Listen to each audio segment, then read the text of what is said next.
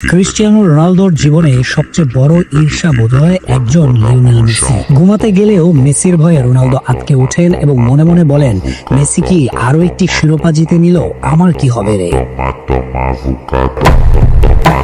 ওকে নিয়ে তার ঈর্ষা হওয়াটাও অস্বাভাবিক কিছু নয়, কারণ লিওনেল মেসি যে সর্বকালের সেরা একজন।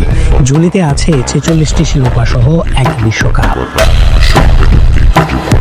8টি ব্যালন ডিওর সহ একাধিক পুরস্কার, সব মেসির কাছেই। অন্যদিকে রোনালদোর আছে কি? ফুটবল ক্যারিয়ারে তার বড় সাফল্য কি? প্রশ্ন রইল, সবচেয়ে বেশি গোল ছাড়া। এই রোনালদোর এক সময়ের সবচেয়ে বড় স্বপ্ন ছিল বিশ্বকাপ জেতা।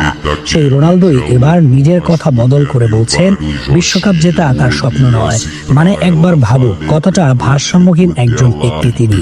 অথচ 2022 কাতার বিশ্বকাপ থেকে বাদ হওয়ার পর মাঠেই কেড়ে দিয়েছিলেন হাউমাউ করে। রোনালদো সবচেয়ে বড় প্রতিদ্বন্দ্বী লিওনেল মেসি, তাই তাকে নিয়ে তার হিংসা হওয়াটাও স্বাভাবিক।